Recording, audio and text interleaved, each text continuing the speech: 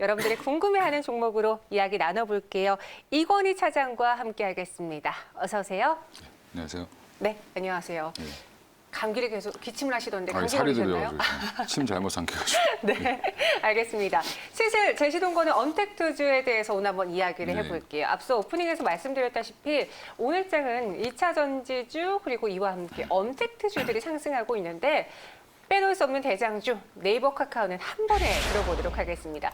대장은 뭐 같이 가잖아요. 네이버와 카카오는 100점 만점에 몇 점? 한 줄 코멘트는 어떻게 들어볼 수 있을까요? 지금 뭐 이거는 100점을 줘도 아깝지 않을 것 같은데 지금은 네. 80점을 드리겠고요. 예, 일단은 코로나 백신 등장 전까지는 고성장이 지속할 수 있다.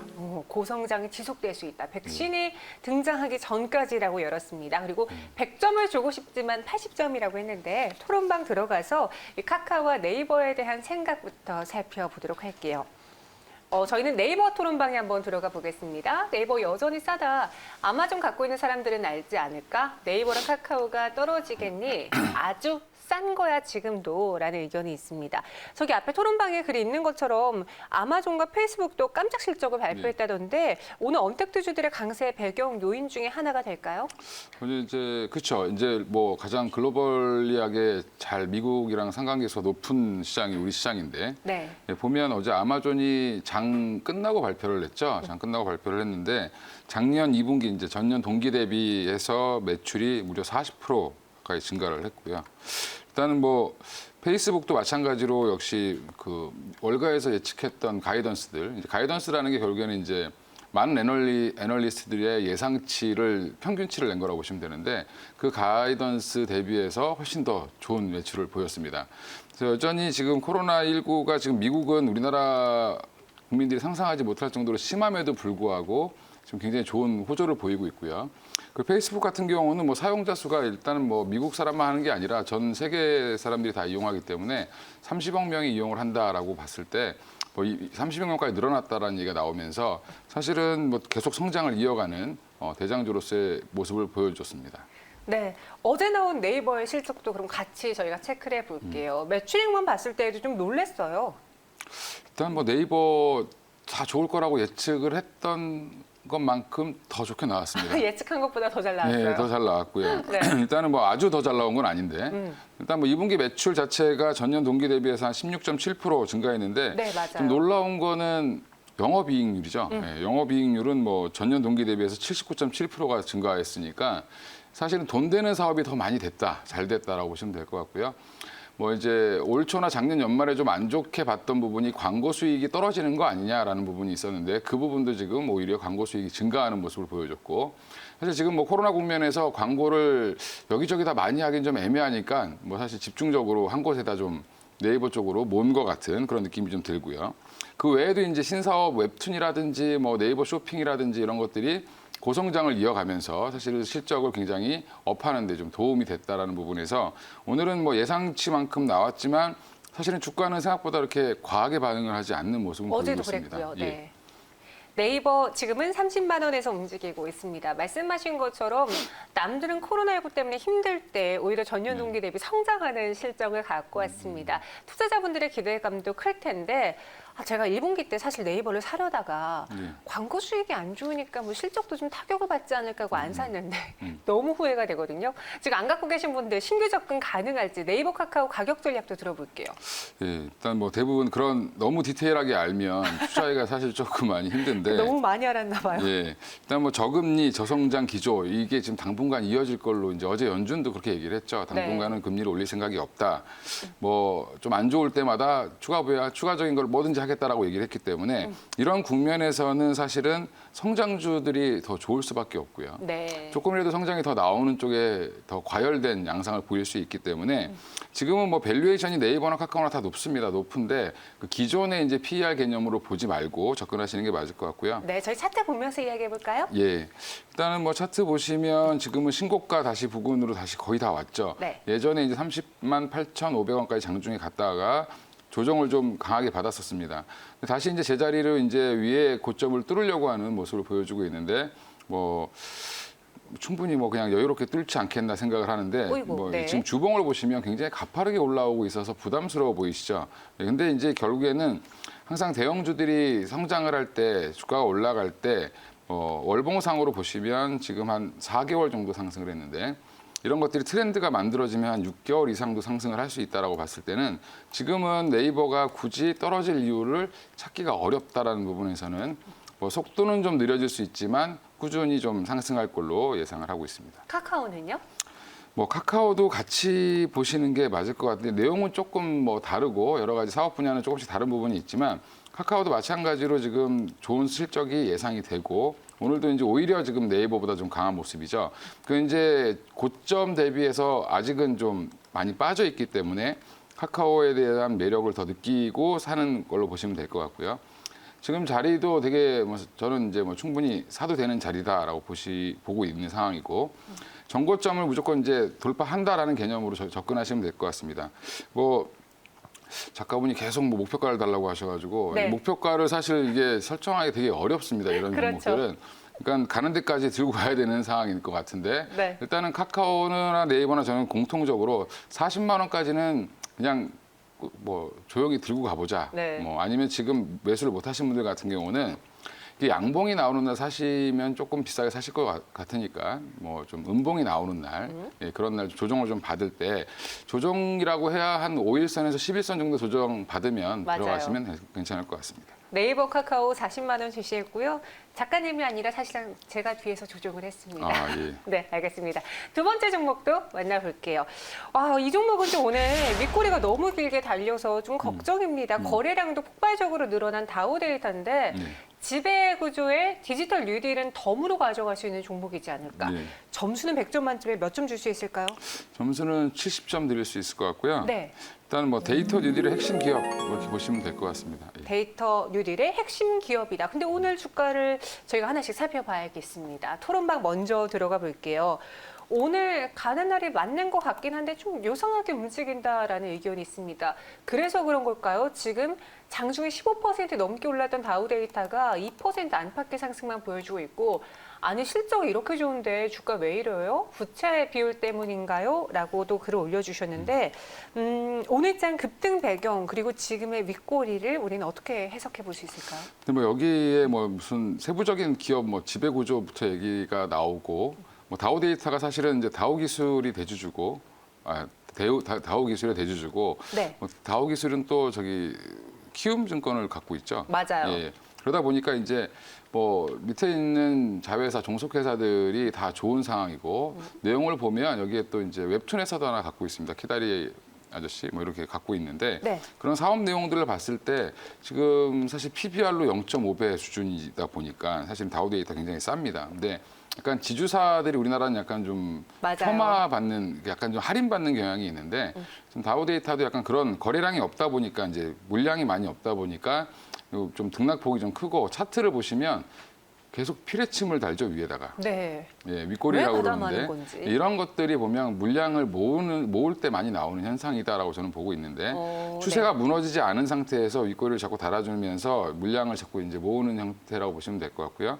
최근에 이제 한 5월부터 이제 사실은 본격적인 상승이 나왔는데 오랫동안 행보를 해서 오늘 좀 뚫으려고 시도를 했던 거죠. 네. 근데 지금 다시 한번 좀 늘렸다라는 부분. 하지만 여전히 박스권 상단에서 뚫고 나가 있는 상태라고 보시는 게 맞을 것 같고 그 내용 자체를 보시고 투자를 하시는 게 이게 자꾸 차트를 보면 이런 윗꼬리 달린 종목은 사실 못 사죠. 그렇죠. 예. 근데 또 올라갈 땐 또 이뻐 보이고 원래 그런 게 주식이다 보니까 네. 사실 내용을 좀 집중하시는 게 좋을 것 같습니다. 그래서 네. 증권사 매출이라든지 뭐 빅데이터 관련된 것들, 그다음에 인공지능 관련된 것들에 대한 뭐 투자가 계속 이루어지고 수익이 나고 있기 때문에 이런 부분을 좀 집중해 보시면 괜찮을 것 같습니다. 네, 그래서 다우데이터 오늘 차트로만 봤을 땐 좀 불안할 수 있지만 이 본업을 보면은 충분히 우리가 접근할 수 있을 것이다라고 이야기해 주셨어요. 싼 가격대긴 합니다. 그러면은 오늘 들어갈까요? 좀 쉬었다가 들어갈까요? 다우데이터에 대해서는 어떤 전략을 세워보죠? 일단 뭐 다우데이터도 지금은 뭐 충분히 뭐 매수해도 괜찮다. 오히려 지금 이런 종목들은 네. 이제 거래가 조금 이제 잘 안 되다가 갑자기 이렇게 나오는 경향들이 있는데. 사실은 이제 상장 유통 주식이 많이 없다 보니까 그런 일이 벌어지고 있습니다. 근데 이런 것들을 보면 길을 먼저 좀 개척하는 경향이 있어요. 그러니까 한번 갔다 오고 그 다음에 그 길을 또 따라가는 그런 현상을 보이기 때문에 지금도 충분히 저는 매수해봐도 괜찮은 자리다라고 생각을 하고 그리고 지금 카카오나 네이버나 이런 전방 산업들이 워낙 좋기 때문에 사실 같이 갈 수 있다라고 보시면 될 것 같고 지금은 뭐 삼성전자도 사실은 전방 산업이 카카오 네이버가 돼버렸죠. 그렇죠. 예. 그러면 결국에는 한 목표가를 한 2만 원까지는 진득히 좀 들고 가보셔도 예, 괜찮지 않겠나 보고 있습니다. 네, 목표 주가는 2만 원 제시했습니다. 회사 다우데이터를 한번 믿어보겠고요. 세 번째 종목 만나보시죠. NHN한국사이버결제, 저희가 언택트주, 전자결제주 이야기할 때 이 종목을 말을 안 할 수가 없잖아요. 그래서 저희 지금 좀 살짝 잘못 나왔는데 수젠텍이 아니라 NHN한국사이버결제 이야기를 해볼게요. 대장이 왔습니다. 52주 신고가 또 기록을 했어요. 이 종목은 몇 점 받을 수 있을까요? 종목은 70점에 예. 전자결제는 계속 커진다. 예, 커지는 시장이다. 네. 그리고 우리도 그 전자결제 커지는 시장에 한몫하고 있잖아요. 예, 네. 맞습니다. 계속 긁고 있습니다. 네, 전자결제 커지는 시장 70점 주셨는데요. 토론방 들어가서 투자자분들의 생각도 살펴볼게요. 저번에 6만 원 찍어서 쭉 내려갈 줄 알았는데 아직까지도 주봉이 안 깨지고 있는 거 보면 대단하네요. 7, 8만 원까지 갈 수 있다고 보는지요? 라는 글도 있고요. 실적 발표일까지 편안한 마음으로 있어도 될까요? 라는 글이 있습니다. 코로나19가 장기화될 시에 경쟁 우위 오히려 더 부각된다라는 리포트를 봤는데 그럴 수밖에 없는 업황에 있잖아요. 일단 뭐 온라인 결제 시장이 굉장히 커지고 있는 상황이고 네. 물론 이제 피지 업체 이제 페이먼트 게이트라는 거죠. 이제 결국에는 이제 결제를 할 때 중간에 다리 역할을 해주는 건데 그러면 이 피지 시장이 계속 커질 수밖에 없는 상황인데 물론 오프라인 피지 시장도 있지만 온라인 피지 시장이 지금 굉장히 급격하게 커지고 있다라는 부분이고요. 뭐 NHN 같은 경우는 페이코를 비롯한 이제 여러 가지 지불 수단까지 같이 갖고 있기 때문에 일단 뭐 고성장세를 이어간다라는 부분은 뭐 누가 봐도 자명하다라고 보시면 될 것 같은데 코로나 때문에 지금 최근 들어서 5, 60대 사용량이 좀 많이 늘어났다라는 부분도 이미 한 번 쓰면 헤어나오지 못하죠. 그리고 또 기록이 남아있어서 더 편해요. 편해지기 때문에 예, 그렇게 되기 때문에 결국에는 온라인 소비는 계속 증가 추세로 갈 것 같다. 코로나가 만약에 이제 어느 정도 잡힌다라고 해도 이미 한번 해봤던 길을 뭐 굳이 어려운 길로 가지 않기 때문에 소비자들의 그런 편리성 때문에 이 시장은 꾸준히 커질 건데 일단은 코로나19 때문에 더 확산이 이제 네이버 카카오처럼 됐다라고 보시면 될 것 같고요. 저도 이제 이 관련된 종목들이 있죠. 이제 NHN 한국사이버결제뿐만 아니라 그런 종목들은 계속 꾸준히 보고 있는 상황이고 계속 매매를 해야 되는 종목이다라고 보고 있는 상황입니다. 네, 오늘 63,100원까지 올랐는데 이 고가에서 놀 때도 계속 외국인과 기관이 같이 사들였어요, 물량을. 그럼 여기서 우리가 목표 주가를 조금 더 높게 봐도 괜찮을지 갖고 계신 분들 한해서 한번 전략을 세워볼게요. 네.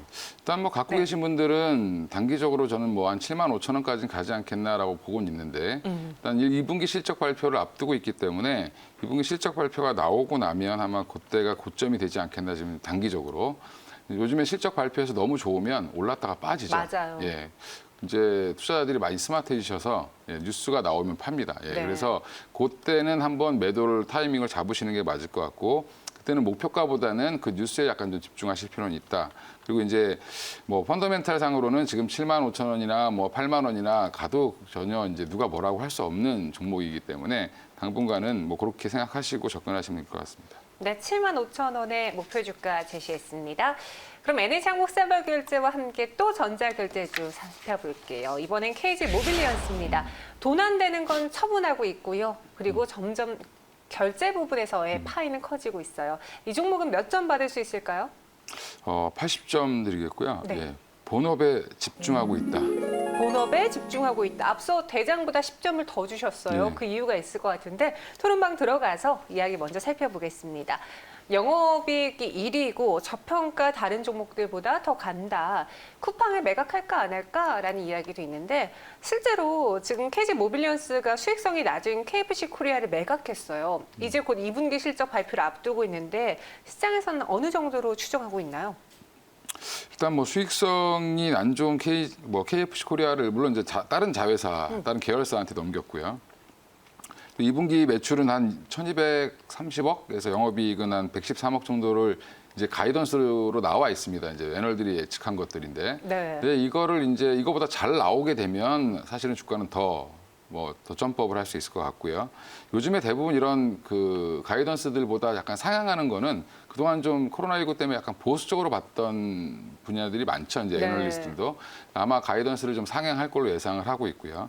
그게 나온다라고 하면 굳이 지금은 뭐 왜 저 점수를 좀 더 드렸냐면 내용은 뭐 비슷하지만 사실은 KG 모빌리언스가 고점 대비 조정폭이 크기 때문에 그리고 이제 주봉이나 월봉을 보시면 사실은 예전에 2만 원 이상을 갔다 왔던 종목이기 때문에 충분히 더 갈 수 있는 여력은 남아 있다. 그래서 상승 여력이 더 크기 때문에 점수를 한 10점 더 드렸다라고 보시면 되고요. 네. 1차 목표가 정도는 제가 볼 때는 한 3만 전고점 부근 한 14,000원 정도까지는 가지 않겠나 보고요.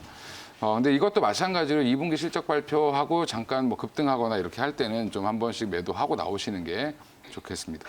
네, 아니 쿠팡 매각설에 대해서도 간단하게만 이야기할게요. 저희가 6월 12일에 KG 모빌리언스가 상한가까지 들어갔을 때 그때 왜 무슨 뉴스 때문에 이 종목 이렇게 갈지 알아보니 뭐 쿠팡에 매각이 될 준비를 하고 있다라는 그런 찌라시 같은 게 돌았어요. 그래서 그때 급등하고 위에서 놀다가 다시 쭉 조정을 받은 거였거든요. 아, 그러면 괜히 이 급등과 급락으로 인해서 주가의 모멘텀이라던가 아니면 투자자들의 심리가 위축되진 않았을까요? 괜찮을까요? 네, 어차피 이제 저는 이제 주식할 때 가장 중요한 거는 큰 흐름을 봐야 된다라는 거고요. 네. 주가는 뭐 뉴스에 오르고 내리고 할 수도 있지만 사실은 그 회사는 계속 그 길을 가고 있거든요. 네. 예, 근데 우리의 마음만 계속 왔다 갔다 하는 거라고 보시면 될 것 같은데. 네. 그래서 주가의 움직임에 너무 예민하게 반응을 하면 사실은 투자가 좀 어렵고요. 오히려 남들이 좀 불안하게 생각할 때 그때가 사실은 찬스죠. 예, 지나고 보면 코로나19 때도 마찬가지였고. 그래서 이제 쿠팡 매각설 얘기도 지금 있고 뭐 여러 가지가 있지만 이제 이커머스 시장 관련돼서 어떻게 이제 재편이 될지는 좀 더 지켜봐야 되는 상황이고 뭐 제가 이걸 직접 뭐 쿠팡을 사는 사람이 아니기 때문에 뭐 알 수는 없겠죠. 근데 결국에는 이제 모바일이나 인터넷 결제가 계속 성장세를 유지하는 하는 뭐 KG 모빌리언스는 좋아질 걸로 보이고요. 본업을 계속 강조하고 있는 상황이다라는 부분에서는 기존에 좀 다른 사업들을 정리하고 모바일 PG 사업에 집중하는 걸 집중해서 결국에는 좀 좋은 모습을 보여주지 않겠나 앞으로 그렇게 생각하고 있습니다. 네, KG 모빌리언스는 80점 받았습니다. 이고인 사장님과 함께 왔고요. 저희는 여기서 인사드릴게요. 오늘 말씀 고맙습니다.